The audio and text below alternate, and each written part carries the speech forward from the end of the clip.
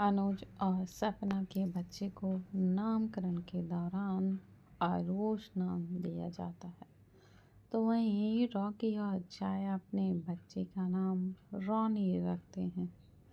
वक्त बीतते जाते हैं और शादी की तैयारियां बहुत ही खूबसूरत तरीके से की जा रही थी। आज रूहानी के हल्दी की रस्म की जा रही थी। सिंघानिया के मानता के हिसाब से उनके चाहे बेटा हो या फिर बेटी, हल्दी की रस्म सिंघानिया विला में ही की जाती थी। रूहानी आईने के सामने बैठी थी और उसे दो लड़कियां रेडी कर रही थी। रूहिका को गोद में लिए रूहानी को ही देख रही थी। रूहानी के होठों पर मुस्कान थी जो असली या फिर नकली, बिल्कुल समझ ही नहीं आ रहा था। रूहानी ने इस वक्त वाइट और गोल्डन कलर का लहंगा पहना हुआ था। फ्लावर, ज्वेलरी और हल्के से मेकअप पर रूहानी इतने में ही बहुत ही ज़्यादा खूबसूरत लग रही थी। जब रूहानी पूरी तरह से रेडी हो जाती है तो दोनों लड़कियां वहां से चली जाती हैं। उनके जाते ही रूहिका को बेड पर लेटाकर दरवाज़ा अंदर से लॉक कर देती है। फिर रूहानी के पास आकर बैठ जाती है। रूहानी रूही का हाथ पकड़े थोड़ा सा मुस्कुराते हुए पूछती है, दी मैं कैसी लग रही हूँ?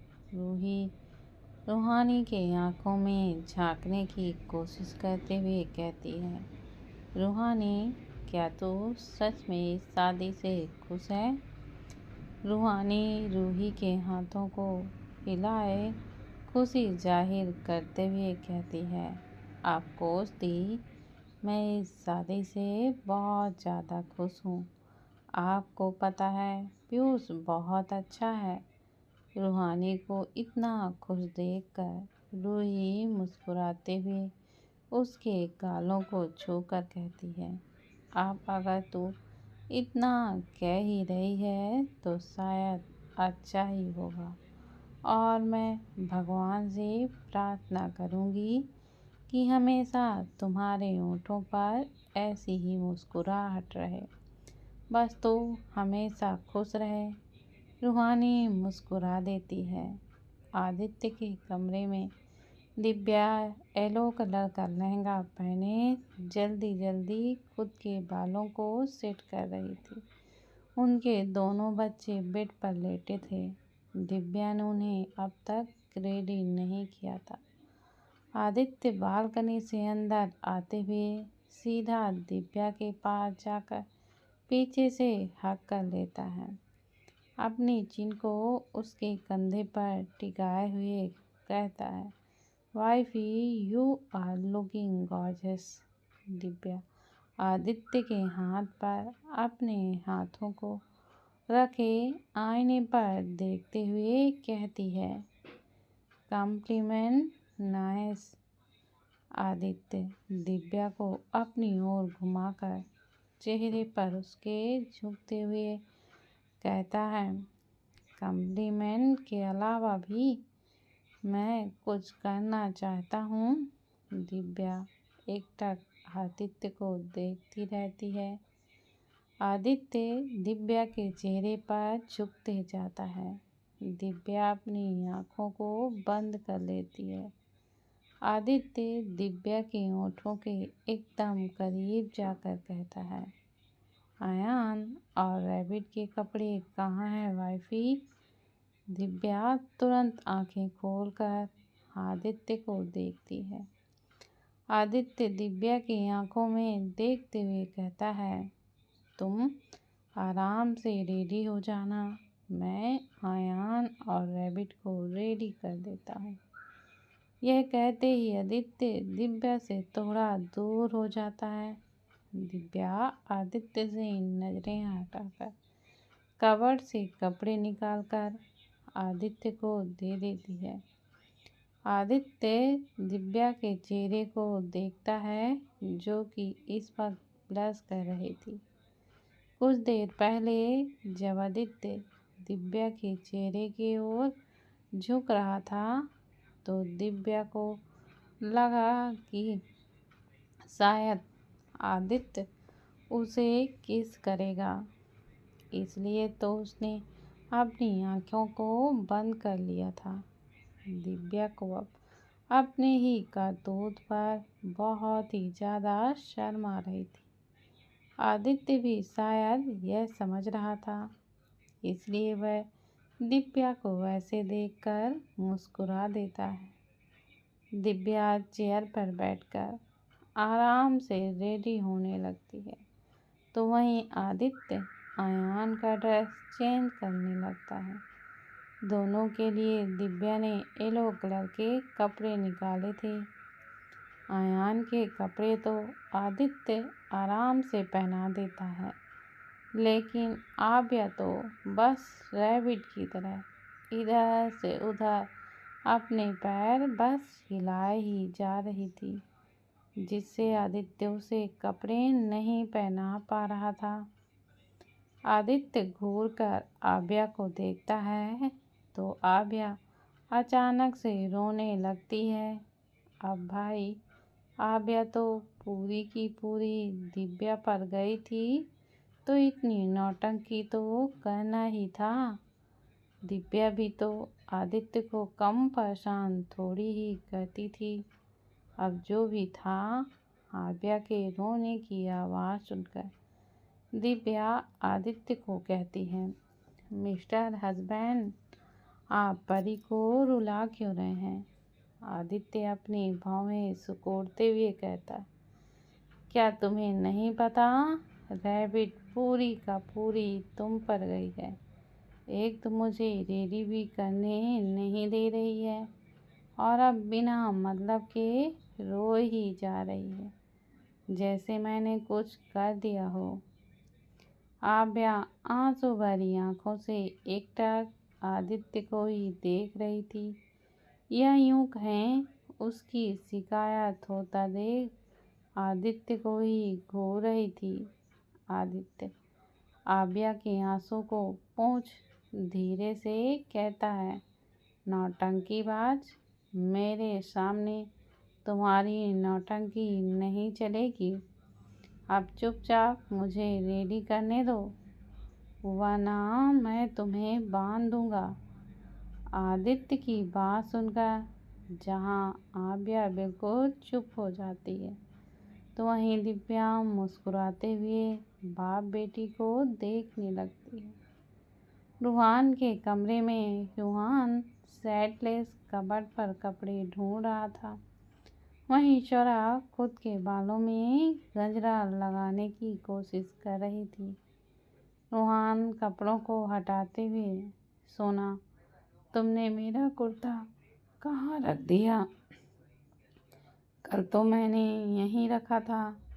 शोरा गजरा रखकर कबर्ड के पास जाकर, हटो, तुम्हें तो कुछ मिलता ही नहीं है। बोलते हुए शोरा कपड़ों को साइड करके येलो कलर का कुर्ता निकाल कर देते हुए, ये लो। शोरा इतना ही बोलती थी कि उसकी नज़र रूहान के परफेक्ट बॉडी पर पड़ती है। वह बेशर्मी से रूहान के सीने को एकटक बस देखती रहती है। रूहान हल्का सा मुस्कुराते हुए कहता है, तुम चाहो तो इसे छू भी सकती हो सोना। शोरा रूहान के सीने पर खोए हुए अपने हाथों को बढ़ाकर उसके सीने को छूती है। शोरा अपने हाथ को रूहान के सीने पर मूव करने लगती है, जिससे रूहान का शरीर अचानक ही गर्म होने लगता है। वह तुरंत शोरा का हाथ पकड़कर झटके से कबर्ड से लगाकर उसकी गर्दन पर किस करने लगता है। शोरा की सांसें तेज हो जाती हैं। वह रूहान के बालों पर हाथ फेरने लगती है। रूहान बिल्कुल पागलों की तरह शरा की गर्दन को बस किस कर रहा था। आधे घंटे बीत जाते हैं लेकिन रूहान एक बार भी नहीं रुकता। वह शरा के लहंगे के ब्लाउज की डोरी को खोल उसके पीठ पर हाथ फेरने लगता है। शरा अपनी आंखें बंद किए बस रूहान को ही महसूस कर रही थी। अचानक ही रूहान रुककर शरा को देखता है। शरा भी रूहान की ओर देखने लगती है। रूहान वहाँ से जाने लगता है कि शरा तुरंत रूहान का हाथ पकड़ लेती है और उसको खींचकर कबर्ड से सटाकर खुद भी रूहान के गर्दन को किस करने लगती। रूहान तो एक पल के लिए हैरान रह जाता है। अगले ही पल वह शरा को रोकने के लिए उसे कसकर गले लगा लेता है, पर शरा नहीं रुकती। वह लगातार रूहान के गर्दन को बस किस किए जा रही थी। रूहान शरा को पीठ को सहलाते हुए धीरे से कहता है, डोंट डू दिस सोना। प्लीज।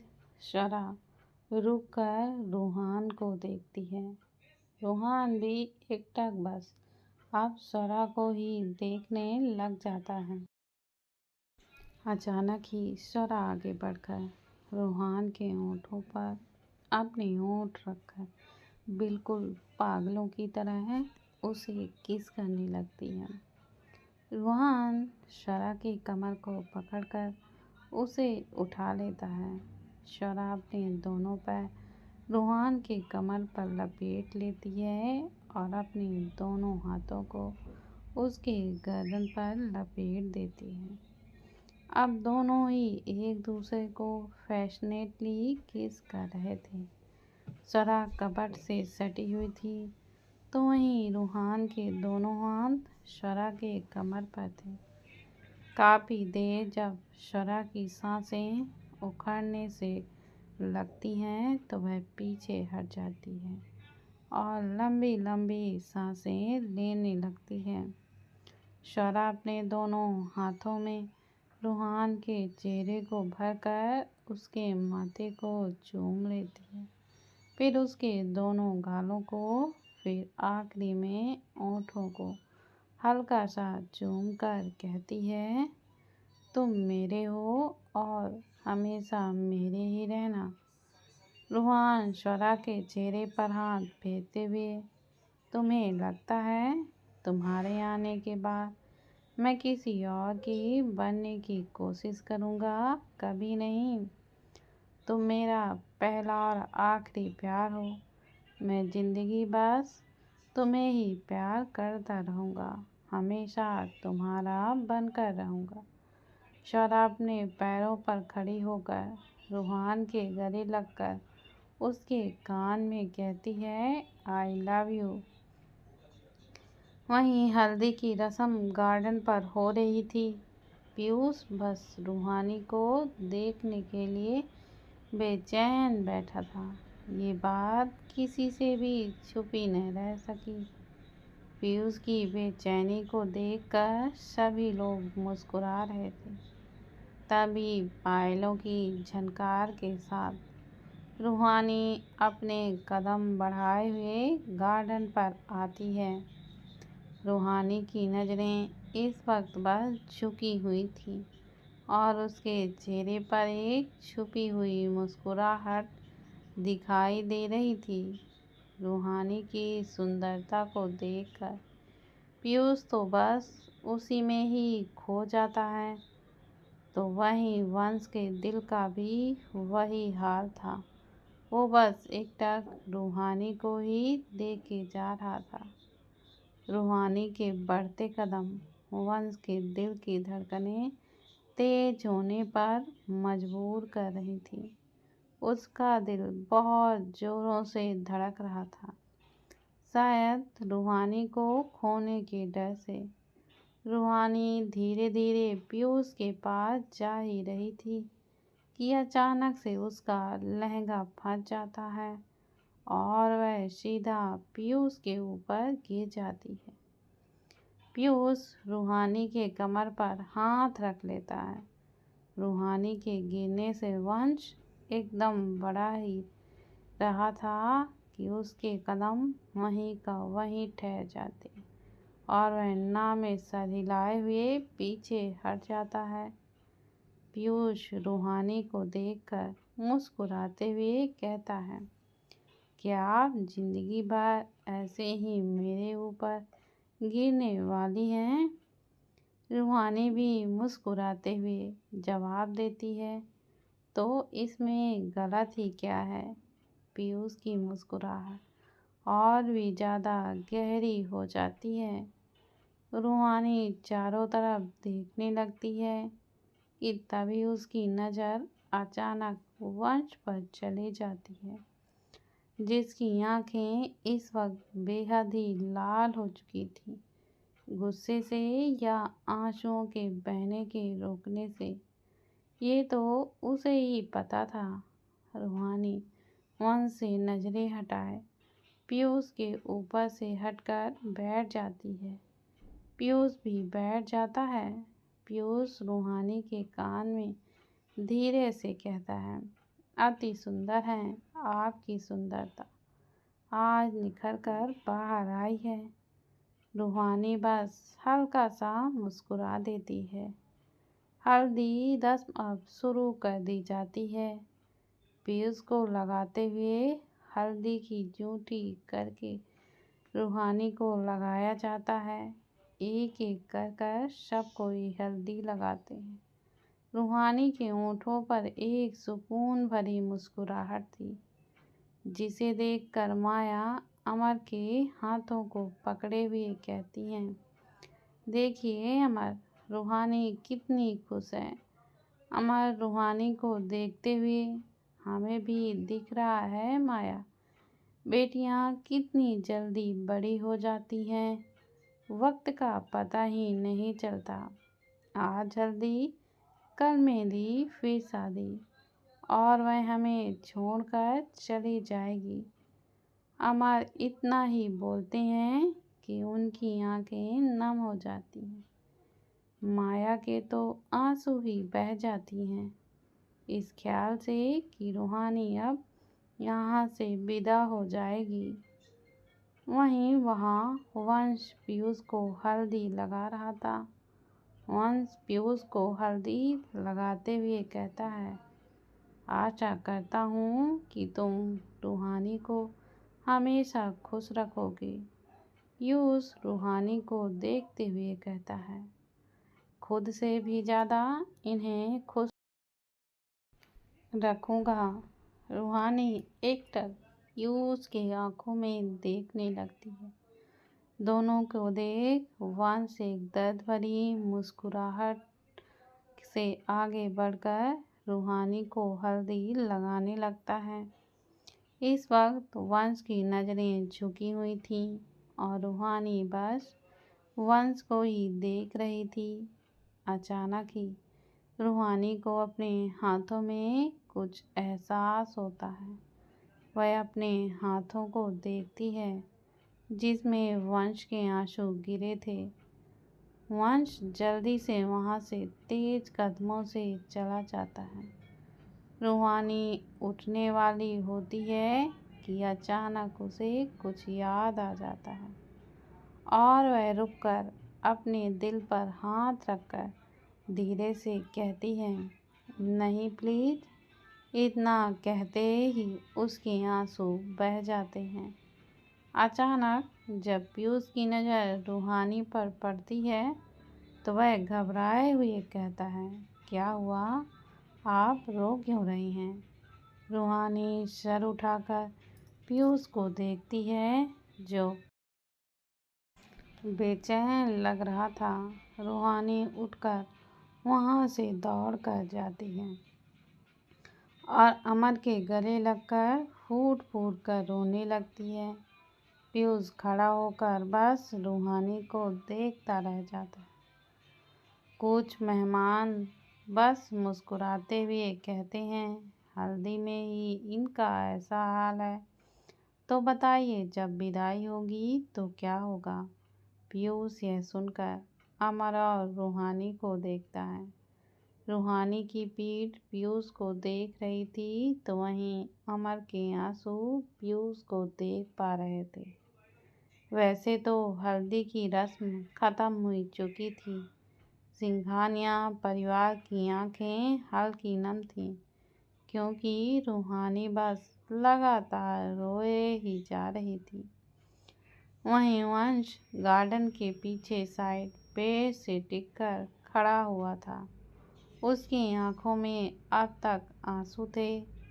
अचानक से रूहान आकर वंश के गालों से अपनी अंगुलियों से आंसुओं को लेकर वंश को दिखाते हुए उससे कहता है, तू रो रहा है।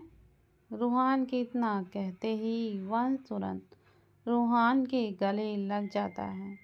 रूहान वंश के पीठ पर हाथ रखे हुए कहता है, देख यार, मैं तुझे ऐसे नहीं देख सकता। अगर तू ही बोल नहीं पा रहा है तो मैं इस शादी को रोक दूंगा। तो बस एक बार बोल दे कि तू रूहानी से प्यार करता है। वंश के मुंह से बस एक बात निकालता है, मैं उसे खुश नहीं रख पाऊंगा यार। रूहान झटके से वंश को धक्का देकर गुस्से से कहता है, कब तक तू अपनी एक गलती पर पछताता रहेगा। गलती कर दी तूने, वो तेरा पास था। सबसे गलती होती है, इसका मतलब ये तो नहीं कि हम जीना ही छोड़ देंगे। तू समझ क्यों नहीं रहा है। एक बार रूहानी की शादी हो गई तो तू बस तड़पता ही रहेगा उसके लिए। वंश अपने आंसुओं को पोंछकर कहता है, एक बार वो मुझसे दूर चली गई तो मैं उसे भूल जाऊंगा। तो चिंता मत कर, मैं सच में उसे भूल जाऊंगा। रूहान गुस्से से दांतों को भींचते हुए कहता है, मन तो कर रहा है कि अभी मैं तेरी जान ले लूं। बड़ा या भूलने वाला, भूला तो उसे जाता है जो दिमाग में हो। दिल में बसे लोगों को चाह कर भी भुलाया नहीं जा सकता। देख लेना वंश, तो बहुत ही ज़्यादा तड़पेगा। इतना तड़पेगा कि तू जीना भी नहीं चाहेगा। लेकिन याद रखना, मैं तुझे मरने भी नहीं दूंगा। I hope you all like my story.